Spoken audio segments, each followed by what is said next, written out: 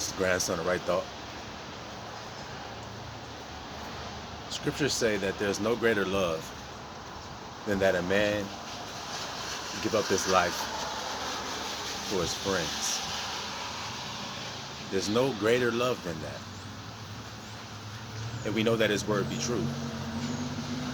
So, no matter what you see out in this world that they call love, there's no greater love than that a man give up himself for his friends.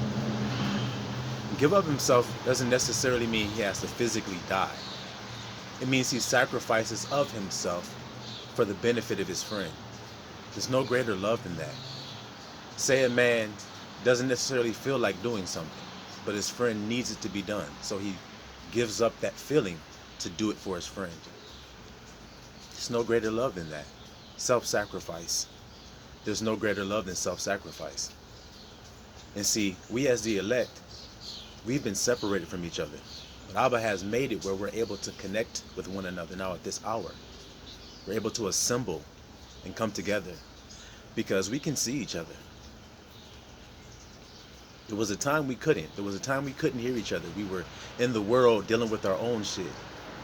But now that we've been pulled out, now that we're speaking out and giving our testimonies and giving our truth, we're able to recognize one another. Despite what the haters say, we're able to see our true family. Despite what the haters try to do, what they try to throw in there, smear campaign our brothers and our sisters, we can see the truth.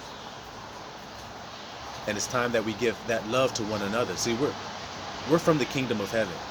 We are from above. We're not from here. Me and my friends, we are from above.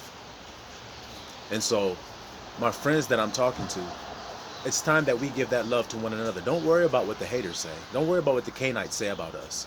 It's time that we speak about one another now and bear testimony to one another, despite what those haters are talking about, despite what they say down there, because we're from above. So there's no greater love than that a man give up himself for his friends. I just had to let that marinate, because how many of you have a friend that you are willing to give yourself up for? And how many of you have have a friend that are willing to do that for you? A true friend. Those who understand and can overstand and understand with you. Have 3 witnesses with you. So no matter what the people try to say or try to throw, you stand firm with your friend. Because you have judged righteous judgment with your friend. You see through all the nonsense. You can see the marks of the truth. See, there's just some things that are just true. You see? It's just like my own life. Since I've been given this truth, many haters have come against me. And there have been a few that have rocked with me since the beginning, that I know are my true friends. They've made it clear that they are. Because despite what has been said about me, or despite whatever the case may be, they've judged me for themselves. That's called righteous judgment. They've judged the heart and the reins of what they've seen and heard out of this channel. And they've made it openly visible that they rock with me. And I love y'all for that, because I understand how difficult that is when you are have people throwing dirt on somebody, that you're just shaking it off like whatever. I have my own ideas of what I think. That's a true friend. So the fact that I've seen this and witnessed it means that I'm not alone.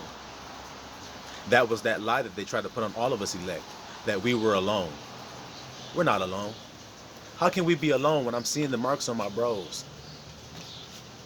I got a brother, Javon Judah, been rocking with me since the beginning. Seeing me going back and forth with these demons, back and forth. He's seen it, and he's been rocking with me since the beginning. I love to watch that brother's messages, because when I see his countenance and I see his face when he's saying those words, you can see it. You can see that this brother has shed many tears over this truth and being rejected and having to endure. You can see his endurance on his face. You can see it in his eyes. So now when I see that, it doesn't matter what another person may say, or oh, that nigga ain't talking, that nigga is this and he's that and he's. I bear witness to the truth within. I can see within. And that's what a true friend will do. He will see himself in you. He will see you as himself. And that's what I see when I see my brother. All my brothers that have been in this, I can see the truth in them. Young brother, Eli awakened. Young brother, but I can see the truth in him. He's been rocking with me since the beginning as well. Speaking up against the wickedness as well. You see?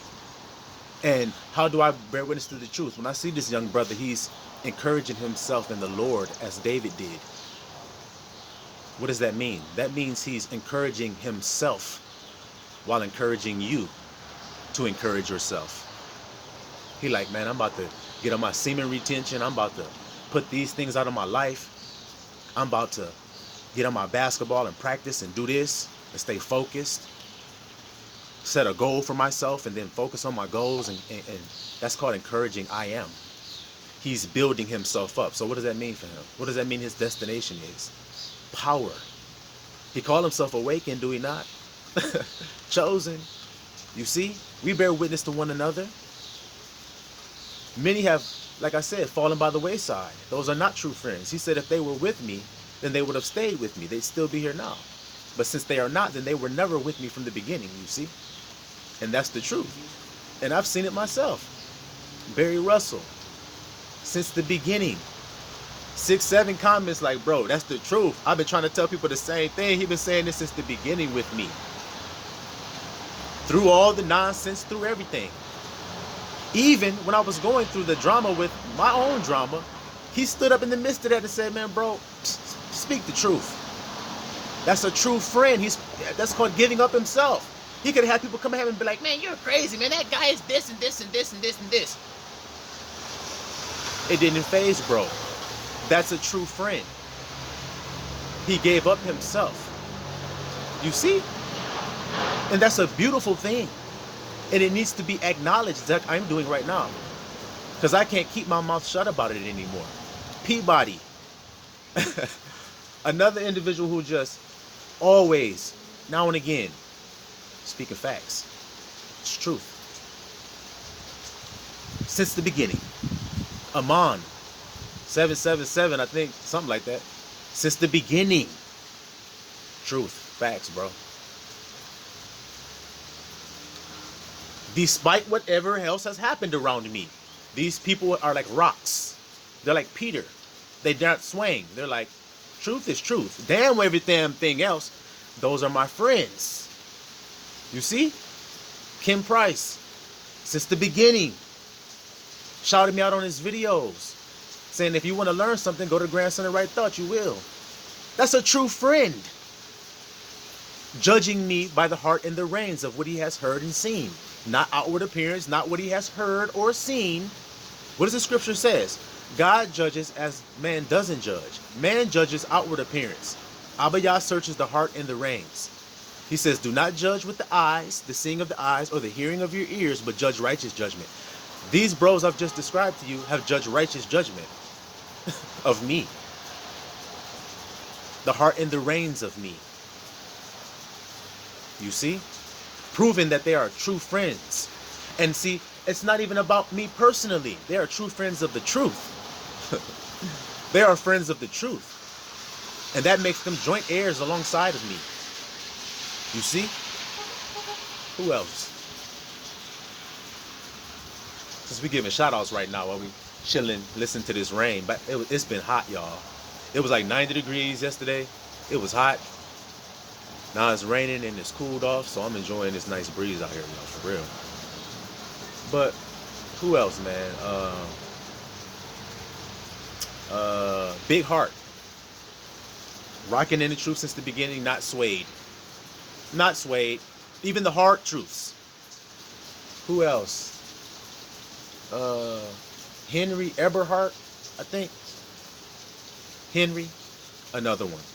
Rocking in the truth. Hard truths, accepting them. Staying focused, not getting swayed with emotions. Uniquely made warrior.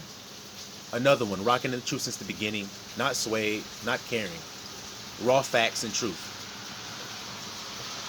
Who else? Still Blessed. Let me tell you about Still Blessed. This bro, I dropped a video talking about how a man that I knew was freezing in his house this past winter. And his propane, he didn't have a propane tank. Still Blessed must have watched the video, sent me the money to, sent me the $100 to get the propane tank and the heater and everything attachment for the brother. And he had heat. And the brother came down the next day, like, his name was Lonnie. His name is Lonnie. He came down like, man, I was in that heat. I was sleeping so good. Me and my dog. He got a little puppy. Him and his dog was sleeping good. Him, his woman, and his dog. All sleeping good now. So Still Blessed, man. That was real. There's no denying that you are a true friend of the truth. You've been rocking the truth since the beginning as well. Speaking up. I watch your videos as well. Speaking up against the wickedness that's out here. Encouraging to stay focused. Always having a positive attitude. Always having a positive attitude. Though you can see the stripes on this brother. You can see it when you look in his eyes. Like I said, all the people that's in the truth, you can hear it in their tone and you can see it in their eyes, man. These bros got eyes of like Yahusha, red with wine. Judah is going to be known on the earth. Their eyes are red with sorrow and tears. Yet they are strong and they endure despite the stripes. And you can see it on a brother when he's telling the truth. So these bros that I mentioned, they are all friends of the truth. They're all friends of mine. And they've all made it clear. And like I said, there's no greater love than that a man have love for his friend, giving up his life for his friend. You see? Bearing witness to the truth despite what the lies are out there. It's like when you meet somebody, think about it. Do you judge them based off of what you think, or do you judge them based off what somebody else has told you? Think about it. A lot of you have judged people based off of what you heard. You may have been thinking great things about them and feeling great feelings about them yourself personally. But when somebody else told you something about them, you've changed.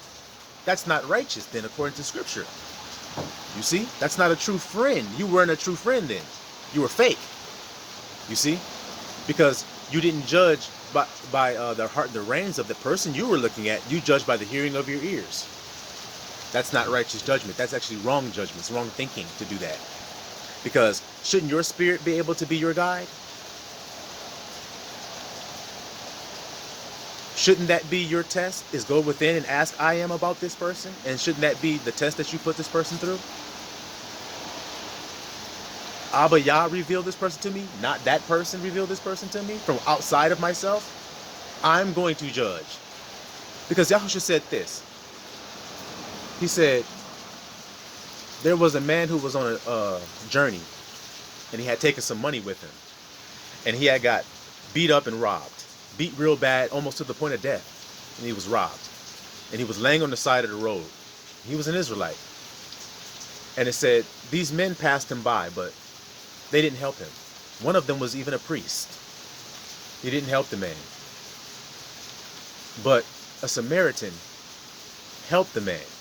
He bound up his wounds, healed him, took him to an inn, paid for his stay there, and he said, when I return, if the man owes anything, I'll pay for that too.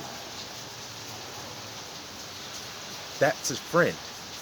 He gave up himself. I will pay the cost for him, for his injuries. That's a friend. The high priest, was he a friend? No, he wasn't. Though he looked outwardly righteous. You see? So that's what I mean about judging the heart and the reins. He could say, well, that man was a Samaritan. See, because Israelites and Samaritans didn't get along, remember? Jews and Samaritans didn't get along. Well, what if the Jews say, well, that guy's a Samaritan, so fuck the fact that he helped me and paid my cost and everything. He's still a fucking Samaritan. That's not righteous judgment, my nigga. And then what if somebody else said it came, that motherfucker's a thief, man. Why the fuck you trust that guy, man? This guy took me on the side, off the side of the road. I didn't ask him to do that. I was knocked the fuck out, almost dead. When I woke up, I was in a hotel, in a bed. And then they said, yeah, this guy paid for it. And it was a Samaritan. And I loved him. And I don't care what anybody else says about him because of what he did for me. I'm not going to let somebody else sway my judgment of him now because of what they got to say. That's stupidity. And that's weak. And it's called being in your feelings. You see? While I'm on this subject, spirits lead me to say this, so I'm going to go ahead on and say it. It says, when the gospel is preached, Mary Magdalene is going to be mentioned. So we're going to talk about her real quick. Mary Magdalene is a unique woman. If you understand her uniqueness when you read the scriptures, then it's going to all make sense. She was closest to Yahusha of anyone. When he arose out of that grave, who was the first one that saw him? Who's the first name that he said? Mary. Mary was different and unique into where she didn't let her feelings sway her when it came to the truth. She was at the tomb, waiting at dusk or at dawn before anybody else. While all the men that followed Yahushua were in the house, she was at the tomb first. Before Peter got there, before even the beloved John, she was there. Blessed of all people because of that. The first one to see the resurrected Christ, Mary. Why was she blessed with such a thing? Because out of all women, she did not allow her feelings to sway her from the truth. They said all kinds of things about Yahushua, did they not? They said he was a demon. They said he was the father of demons. But she laid on that floor and washed his feet with her hair and her tears and anointed him with spikenard. Costly ointment. So did it seem like she cared about what other motherfuckers had to say about him, the truth? Or was she rocking with him totally? Who was at the foot of the cross with him in his death? Who was there? Was not Mary at the cross? When Peter denied, was not Mary at the cross? She didn't let her feelings get involved. So she was a man among men, though a woman. You see? And all the elect sisters will be male and female, like I keep tried to telling you guys. Where they hated on me and told me I was telling you guys wickedness for saying you must be androgynous to enter the kingdom of heaven. The scriptures say in the beginning he created them male and female, created he them and called their name Adam. So the woman has to get out of her feelings and come into divine alignment with divine thought and despite her feelings, which is what men do. So she has to become a man as well as being a woman. Just the way she was in the beginning. Intact in herself, no longer headless. You see, she has her own thoughts now. Divine thought. So she's not swayed with anything else. You can't go, ooh girl, ooh girl, ooh girl, ooh girl. You can't do none of that shit no more. She like, I don't want to hear that shit. That's Mary Magdalene. That's a Christed woman. Simple as that. The Christ woman. The divine feminine counterpart of Yahusha. It's the truth. That's why he always defended her. Leave her alone. Leave her alone. He's the one who I was quoting when he said, where the gospel is preached, this will be a memorial. And I just quoted it. So it is a memorial to this day. So his words be true. So like I said, it's you women have to decide, okay, no more feelings, divine thought. So what does the scripture say? That's what it is. It doesn't matter what you say. It doesn't matter what you try to say. It don't matter what you try to allure me with. Devil, with your fruit. Talking about, ooh, it make you wise. Always y'all word make me wise. Uh-oh, what kind of woman is this? The man woman. You see? Adam. The male and female created he them. That image. No longer separated and tore apart. You see? Connected.